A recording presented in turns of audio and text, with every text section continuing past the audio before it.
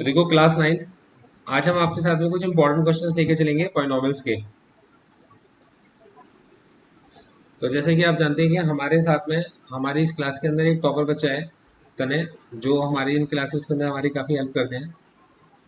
और जो भी होमवर्क इनको दिया जाता है ये उसको 5-5 बार करके दिखाते हैं। तने, कितनी बार करते हो आप कोई क्वेश्चन? सर 5-5 मेरा कॉपी भेजना। देखो ये हमारे पास है पॉलिनॉमियल्स। तो पॉलिनॉमियल्स के मैं आज आपको बहुत इंपॉर्टेंट क्वेश्चन सिखाने वाला हूँ, जो बहुत ही इंटरेस्टिंग तरीके से मैं आपको सिखाऊंगा और आपकी समझ में भी आ जाएंगे। तरह को क्वेश्चन प्रैक्टिस कराने से हमें पता चलता है कि किस तरीके के क्वेश्चन में आप लोगों को प्रॉब्लम आ सकती है। तो देखो सबसे पहले तो आप ये समझो कि एक टाइप का जो क्वेश्चन बनता है उसके अंदर हम लोगों को मिडिल टर्म को स्प्लिट करना होता है, फैक्टर्स को बनाना होता है और जीरोस और कोफिशिएंट्स के बीच में रिलेशनशिप को ना केवल इस्टेब्लिश करना होता है बल्कि प्रूव भी करना होता है। तो सबसे पहले टाइप 1 के क्वेश्चन हम लोग करते हैं। तो इसके अंदर हमारे पास है टाइप 1। तो टाइप 1 के अंदर क्या होगा, हमारे पास हमें ये क्वेश्चन है कि आपको alpha plus beta minus B upon A होता है, इसको आपने स्टेब्लिश करना है और चेक करना होता है। और अल्फा बीटा ये आपके पास सी अपॉन ए होता है, आपने इसको स्टेब्लिश करना है और आपने इसको चेक करना है। तो इसके लिए हमने एक एग्जाम्पल लिया और ये एग्जाम्पल एक ट्रिकी एग्जाम्पल है। हमारे पास क्वेश्चन है 4s² माइनस 4s+1। ये 4s² माइनस 4s+1 में अब हमें इसको सबसे पहले आप ये देखेंगे तो जो आपका स्क्वायर वाले टर्म के साथ लिखा होता है वो a होता है। तो मतलब आपके पास में जो a है वो कितना है, आपका 4 है। आपका जो s वाले टर्म के साथ लिखा है वो b है, तो b जो है वो आपके पास माइनस का 4 है। और जो कांस्टेंट टर्म है वो आपके पास c होता है, तो c कितना आपके पास 1 है। तो आपने a लिखा, कॉमा लगा दीजिए, फिर b लिखा, कॉमा लगा दीजिए, फिर c लिखा, इसके बाद फुल स्टॉप लगा दिया। अब आपका abc खत्म हो गया। तो सबसे पहले आपने एबीसी की वैल्यू निकालनी होती है और आपने इसको बॉक्स में बंद कर देना होता है। आपको क्वेश्चंस को हमेशा स्टेप्स में लिखना आना चाहिए। फिर इसके बाद आप आते हैं इसके मिडिल टर्म को स्प्लिट करने के लिए। तो यहाँ पर आपके पास है 4s² माइनस का 4s और प्लस में 1। अब आपको मिडिल टर्म को स्प्लिट करना होता है in two terms with the help of ये कॉर्नर वाले टर्म्स। कॉर्नर वाले टर्म्स को देखोगे तो कॉर्नर में 4 है और 1 है, जिसको मल्टीप्लाई करके आंसर +4 आता है। तो मतलब आपको कुछ ऐसे फैक्टर्स बनाने हैं कि आप उन्हें मल्टीप्लाई करोगे तो आंसर आना चाहिए आपका +4। और विद दी हेल्प अब देखो मिडिल टर्म को स्प्लिट करना है, मतलब और ऐड या सब्ट्रैक्ट कर कर क्या आना चाहिए, -4 आना चाहिए। तो ऐसे नंबर जिन्हें ऐड करोगे या सब्ट्रैक्ट करोगे तो -4 आएगा। तो देखो इस कंडीशन में और मल्टीप्लाई करके +4 आता हो, तो बेसिकली 4 और 1 से आपने -4 बनाना है। कैसे बनेगा, तो बहुत सिंपल सा तरीका है। 4s² आपने क्या लिखा, माइनस का 2s और माइनस का 2s और प्लस का 1 आपने लिख दिया। अब इससे क्या फायदा होगा आपको, तो इससे फायदा ही होगा आपके पास में। तो सबसे पहले तो ये आपके पास में ये एक एरो जरूर बनाया कीजिए, क्योंकि ये आपको बताता है कि भाई आपकी ये स्टेप है और फिर अगली स्टेप आपके पास ये वाली बनती है। तो 4s² माइनस 4s+1 में आपने मिडिल टर्म को स्प्लिट करा -2s और -2s में। तो -2 और -2 माइनस का 4 बना देंगे और -2 को अगर आप -2 से मल्टीप्लाई करोगे तो आंसर आपका प्लस का 4 आएगा। और ये आपने करके देख भी लिया था कि भाई आपको जो मिडिल टर्म को स्प्लिट करना था 4 और 1 के प्रोडक्ट से करना था। तो 4 और 1 का प्रोडक्ट आपको +4 देकर चल रहा था। तो +4 से ही आपने -2s और -2s आपने बना लिए कि -2s -4s बन जाएगा। हमारी अगली स्टेप आती है, अब इन दो नंबरों में से आपका कुछ कॉमन निकालना होता है। तो ये 2s इन दोनों में से कॉमन निकल रहा है। तो अब ब्रैकेट में जो बचेगा वो है आपके पास में 2s और माइनस का 1। अब ये माइनस साइन है और ये प्लस का साइन है, इसमें से आप कुछ कॉमन निकालोगे तो आप माइनस का 1 कॉमन निकाल लोगे। तो माइनस का 1 कॉमन निकालोगे तो ये बनेगा प्लस का 2s और माइनस का 1, इसे आप ब्रैकेट में बंद कर दोगे आप। अब ये 2s -1 है और ये भी 2s -1 है। आपने 2s-1 की ब्रैकेट को कॉमन निकाला, तो आपके पास अगली ब्रैकेट जो बची वो बची 2s-1 की, ये ब्रैकेट आपके पास में बचती है। तो ये आपके पास में फाइनली 2s-1 2s-1 की ब्रैकेट बचती है। अब आप क्या करेंगे, यहाँ पे इसके साथ में रफ में जाएंगे और आप लिखेंगे 2s-1 को अगर आप 0 पुट करोगे तो यहाँ से ये 2s इज इक्वल्स टू कितना होगा, आपका 1 होगा। और s की वैल्यू कितना निकल कर आएगी, 1/2 निकल कर आएगी। इसी तरीके से अगला फैक्टर भी आपका वही 2s-1 है। तो अगर आप 2s-1 को वापस से जीरो पुट करोगे तो बिल्कुल सेम तरीका रहेगा, आपका 2s जो निकलेगा वो 1 होगा, और s कितना निकला आपका 1/2 निकला। तो मतलब अब आपके पास जो आपके दो जीरोज हैं, तो आपके उन दो जीरोज में एक आपके पास में जीरो है, तो आपने कहा जीरोज आर, जब आपने इसको जीरो के इक्वल इक्वल पुट किया तो आंसर निकला 1/2, एंड और जब आपने इसको जीरो के इक्वल पुट किया तब भी जो आपका आंसर था वो भी कितना निकला 1/2 निकला। तो मतलब आपका जो पहला आंसर है जिसमें अल्फा है 1/2, और जो दूसरा आंसर है उसमें बीटा है वो भी आपका 1/2 है। और आपने जो ए निकाला था, ए था आपके पास में 4, और जो आपने बी निकाला था वो था आपके पास में -4, और जो आपने सी निकाला था वो था आपके पास में 1। अब आपके पास ये सारे टर्म्स आपको मिल गए, जीरोज भी मिल गए, ए भी मिल गया, बी भी मिल गया, और आपको सी भी मिल गया। अब आपने यहाँ पर धीरे धीरे करके आगे बढ़ रहे हैं आप। अब आपने स्टेब्लिश करना होता है रिलेशन को कैसे स्टेब्लिश करते हैं सीखते हैं। तो हमने सबसे पहले क्या करा, हमारा पहला रिलेशन होता है alpha plus beta is equals to minus का बी अपॉन में ए। ये रिलेशन हमारे पास में होता है। अब ऐसे नहीं होता कि आप अल्फा की वैल्यू इधर डाल दो, बीटा यहाँ डाल दो, माइनस बी और ए डाल दो और आप कह दो जी हो गया। ऐसा तो नहीं करना है आपने। आपने लिखा लेफ्ट हैंड साइड, आपने लेफ्ट हैंड साइड लिखी तो लेफ्ट हैंड साइड है आपकी अल्फा प्लस में बीटा। अब आपके पास ये जो अल्फा है ये अल्फा होगा आपका 1/2, और ये जो बीटा है वो भी कितना होगा 1/2। तो 1/2 और 1/2 को अगर आप एलसीएम लोगे तो एलसीएम तो इसका 2 ही निकल कर आएगा, और 1 + 1 भी कितना बन जाएगा 2। तो आंसर एलएचएस का कितना निकल कर आ गया आपका 1 निकल कर आ गया। अब आप इसकी राइट हैंड साइड पर जाएंगे, मतलब आप इसकी आरएचएस पर जाएंगे। आरएचएस कितनी है माइनस का बी अपॉन में ए।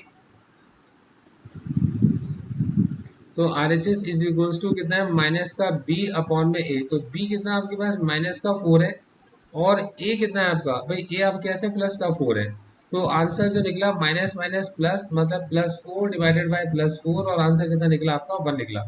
तो आपकी एल एच एस और आपकी आर एच एस दोनों इक्वल हो गए। तो मतलब आपने लिखा कि आपकी एल एच एस और आपकी जो आर एच एस है वो दोनों इक्वल है, और ये पार्ट आपका इजीली प्रूव होता है।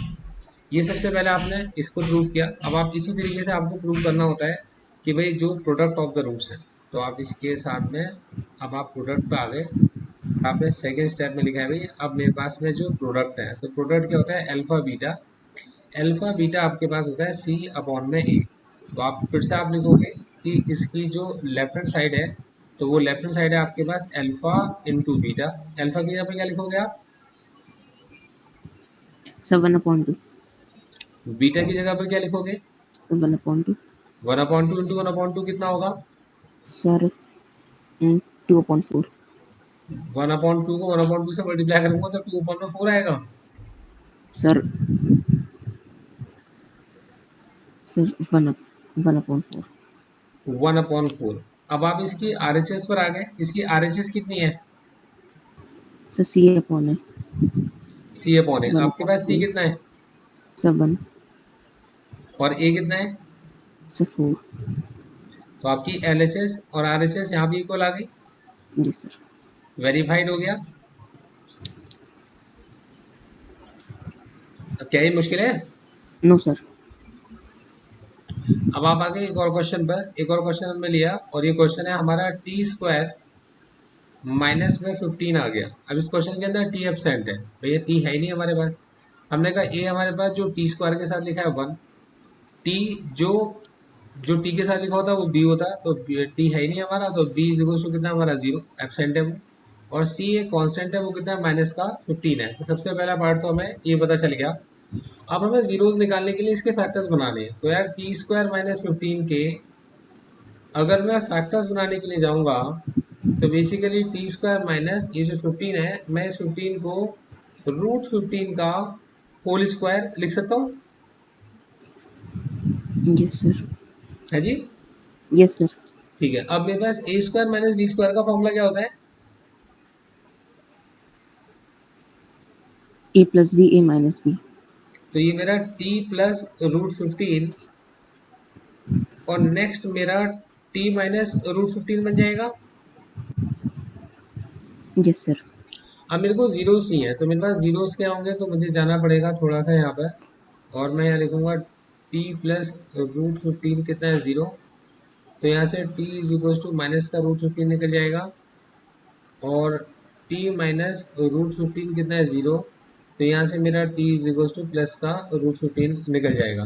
तो मेरे पास जीरोज आर, तो मतलब मेरे पास में जो इसके जीरोज बनेंगे, ये जीरोज आर क्या होंगे, माइनस का रूट 15 एंड ये प्लस का रूट 15, ये मेरे पास जीरोज बन गए। तो मेरे पास अल्फा इज इक्वल टू कितना है, माइनस का root 15, beta is equal to कितना है, प्लस का रूट 15। मेरे पास a इज इक्वल टू कितना है 1, b इज इक्वल टू कितना है 0, और c इज इक्वल टू कितना है माइनस का 50। ठीक है जी। Yes sir. अब मेरा सबसे पहला रिलेशन क्या होता है जिसको मैंने वेरीफाई करना है। Sir alpha plus beta is equals to minus B upon A. ठीक है, तो आपने लिखा alpha plus beta is equal to minus B upon A. तो जब आप इसकी लेफ्ट हैंड साइड पर जाओगे तो इसकी लेफ्ट हैंड साइड में कौन है, सर अल्फा प्लस बीटा। आपने लिखा अल्फा प्लस बीटा। अल्फा की जगह क्या लिखोगे, सर माइनस रूट 15। बीटा की जगह क्या लिखोगे, sir plus root 15। Minus root 15 plus root 15 का आंसर क्या निकला। सर 0। ठीक है, तो लेफ्ट हैंड साइड हमारी जीरो आ गई। अब आप इसकी राइट हैंड साइड पर जाओगे तो राइट हैंड साइड क्या होती है, सर माइनस बी अपॉन ए। ए। तो माइनस बी अपॉन ए क्या लिखोगे, sir 0 upon 1। Zero 0 upon 1। 15। Answer कितना आएगा, सर 15 क्यों? है जी। सर माइनस बी अपॉन ए। हाँ, तो माइनस 0.15 है, तो इसका आंसर क्या आएगा, सर 0। जीरो को किसी भी नंबर से डिवाइड करो आंसर जीरो आता है। तो आपकी L H S R H S equal हो गई। Yes sir. तो आपने लिखा कि आपकी L H S is equal to आपकी आर एच एस, और ये आपके पास इजिली वेरीफाइड हो गई, कोई डाउट नहीं। यस। No sir. चलिए, अब आप आ गए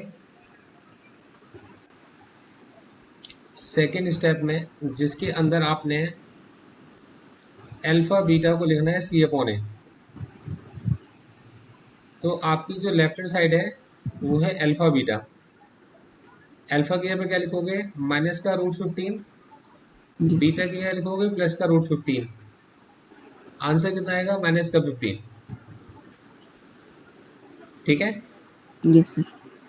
आप आ गए आर एच एस पर। आर एच एस है आपके पास सी अपॉन ए। सी कितना है, सर 15। -15। Yes sir. ए कितना है 1। तो आपकी जो आर एच एस है वो कितनी हो गई, -15 हो गई। Yes sir. ठीक है जी, ये पार्ट भी आपका वेरीफाइड हो गया। क्लियर है, यस सर। यहाँ तो कोई डाउट नहीं। No sir. एक बार देखो,